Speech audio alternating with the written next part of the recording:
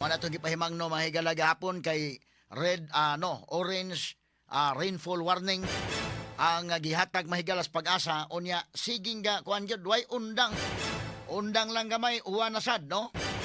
Binabay matud pa ning mga klasiha sa uwan pero mukusog sad mo linaki sad mga kigalaan.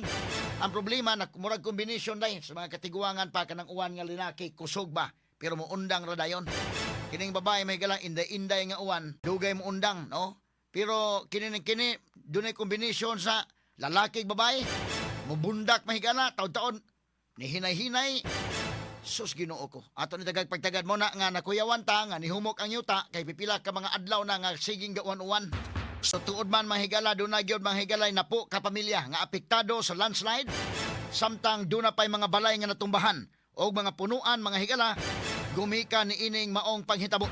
Straight to the point. Gawa sa kalunasan ang laing 5 pa ka mga barangay nga naigo gihapon sa landslide mao ang Budlaan, ang Mabini, Buo Taop, Sapang Dako ug ang Siraw. Wala nga naigo mga higala sab sa landslide mga bukirang mga barangay mga higala.